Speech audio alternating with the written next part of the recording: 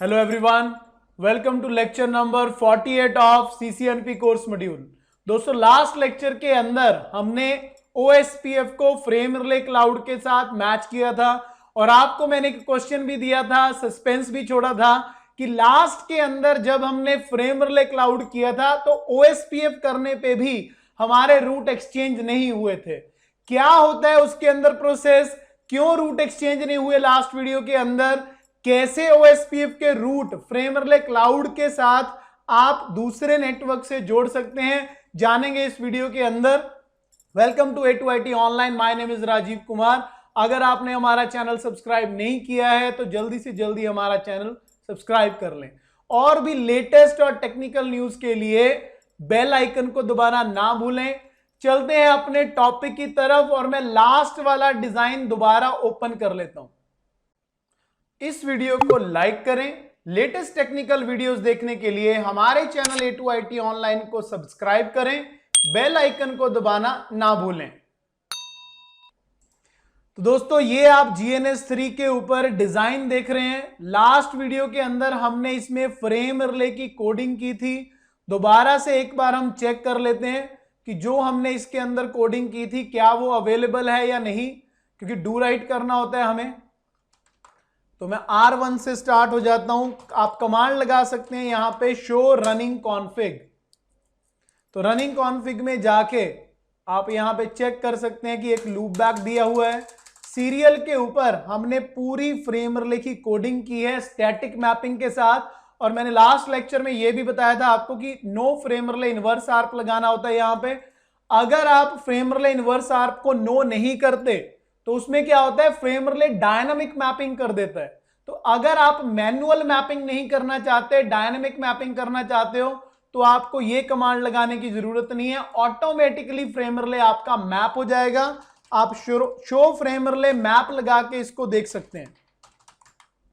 तो show frame relay map आप देख सकते हैं यहां पे स्टैटिकली ये ऑलरेडी कॉन्फ़िगर है और पिंग कर रहा होगा ये 123.0.0.2 के साथ और 3 के साथ। ओके, तो ये आपने देख लिया कि ये पिंगिंग इसकी सक्सेसफुल हो रही है। लेकिन शो आईपी रूट, तो शो आईपी रूट के अंदर अभी भी रूट एक्सचेंज नहीं हो रहे हैं। तो उसका आंसर है कि जब हम फ्रेम रिले यूज करते हैं तो बाय डिफॉल्ट इसके अंदर पॉइंट टू पॉइंट और ना ही ब्रॉडकास्ट नेटवर्क ना ही कोई और नेटवर्क चलता है। इसके अंदर चलता है जी NBMA, non broadcast multi access.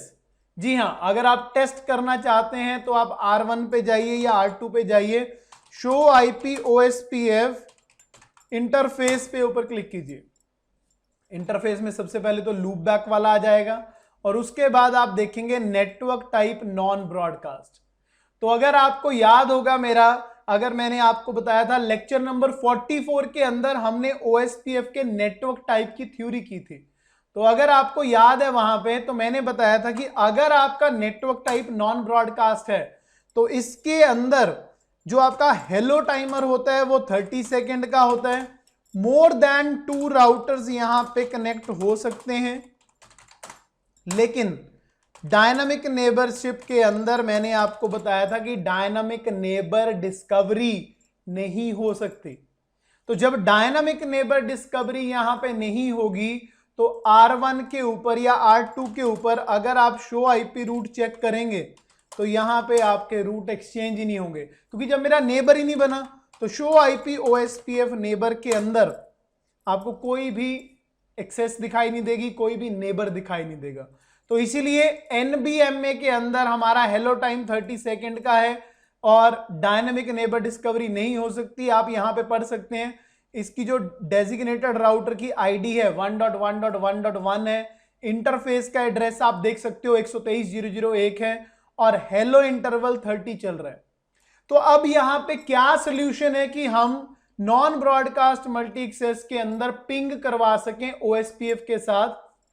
तो जब हमारे पास कोई ऑप्शन नहीं होता डायनामिक नेबर डिस्कवरी का, हम यहां पे यूज कर सकते हैं स्टैटिक नेबरशिप। जी हां, रिप और EIGRP की वीडियोस अगर आपने देखी हैं तो उसके अंदर हमने ऑलरेडी ये कॉन्सेप्ट यूज किया है कि हम स्टैटिक नेबरशिप तब यूज करते हैं अगर हमें 1-to-1 कम्युनिकेशन चाहिए। ठीक है, लेकिन OSPF के फ्रेम रिले के अंदर ये नेसेसरी है कि हमें स्टैटिक नेबर देना ही पड़ेगा, क्योंकि डायनेमिक नेबर डिस्कवरी नहीं हो रही है। और अगर कई बार आपने टेस्टिंग करनी हो, इतनी डिटेल में नहीं जाना हो, तो आप डीबग आईपी पैकेट लगा के भी चेक कर सकते हैं, क्योंकि जब आप डीबग आईपी पैकेट लगाते हैं तो जितने भी OSPF के इंटरफेस हैं वो अपने नेबर से आपको रिप्लाई प्रोवाइड करते हैं। तो यहां पे डीबग आईपी पैकेट का कोई रिप्लाई नहीं आ रहा है, और आप शो रन में जाके चेक कर सकते हैं कि मेरी जो राउटिंग है राउटर OSPF की बाय डिफॉल्ट है या फिर कैसे लगाई हुई है हमने, तो वो सारा काम आपको यहां पे दिख जाएगा। तो यहां पे आप चेक कर सकते हैं कि राउटर OSPF की राउटिंग यहां पे ऑलरेडी डन है। तो चलते हैं अपने कॉन्सेप्ट की तरफ। अब नेटवर्क जो हमने दिया है नॉन ब्रॉडकास्ट, उसको हमने पिंग करवाना है और रूट एक्सचेंज करवाने हैं। तो उसके लिए यूज है स्टैटिक नेबरशिप, जिसके लिए मुझे जाना पड़ेगा कॉन्फ़िगरेशन के अंदर, राउटर OSPF 1 नेटवर्क। अच्छा, यहां पे नेटवर्क हम ऑलरेडी दे चुके हैं, तो मुझे जाना पड़ेगा नेबर। तो ये नेबर कमांड के अंदर मुझे सबसे पहले 123.0.0.2 और 123.0.0.3 देने। जब आप नेबर कमांड यहां पे दे दोगे तो ये नेबर कनेक्शन बनाने की कोशिश करेगा R2 और R3 के साथ। R2 के ऊपर जाके राउटर OSPF 1 में जाके नेबर देना है 123.0.0.3 और 123.0.0.1, क्योंकि 2 है ये, आप देख सकते हैं आपको मैसेज आ चुका है नेबर का। और R3 के ऊपर आप चेक करेंगे, ऑलरेडी नेबर का मैसेज आ चुका है, लेकिन मुझे इस राउटर के ऊपर भी कमांड लगानी है नेबर की। ऐसे क्या होगा कि अगर मैं R1 पे नेबर लगा दूं, इसके ऊपर नेबर ना लगाऊं, दोस्तों उस केस के अंदर क्या होगा, जब मैं डीबग आईपी पैकेट लगाऊंगा तो जिस राउटर पे नेबर की कमांड कॉन्फ़िगर है वो तो स्टैटिक नेबरशिप करेगा, लेकिन दूसरे वाला डायनामिकली अपना रूट एक्सचेंज करेगा। और आप देख सकते हैं अब शो आईपी OSPF नेबर के अंदर कि आपके नेबर 1.1 और 2.2 बन चुके हैं। और एक चीज मैं आपको और बताना चाहता हूं कि इसमें भी DR और BDR बनते हैं। तो अगर आपने लेक्चर नंबर 44 नहीं देखा है तो पहले 44 देखिए। तो NBMA नेटवर्क के अंदर रूट एक्सचेंज करने के लिए हमें यूज करना पड़ा है यहां पे स्टैटिक नेबरशिप का कॉन्सेप्ट। तो ये हमारा नॉन ब्रॉडकास्ट मल्टी एक्सेस का प्रैक्टिकल था। अगले लेक्चर के अंदर हम बात करेंगे पॉइंट टू मल्टी पॉइंट के बारे में, और साथ में डिस्कस करेंगे point two multi point non broadcast के बारे में। तो मिलते हैं नेक्स्ट वीडियो के अंदर। जुड़े रहिए हमारे चैनल के साथ। अगर आपने चैनल सब्सक्राइब नहीं किया है तो हमारा चैनल सब्सक्राइब कर लें। Thank you so much. इस वीडियो को लाइक करें। लेटेस्ट टेक्निकल वीडियोस देखने के लिए हमारे चैनल A2IT ऑनलाइन को सब्सक्राइब करें। बेल आइकन को दबाना ना भूलें।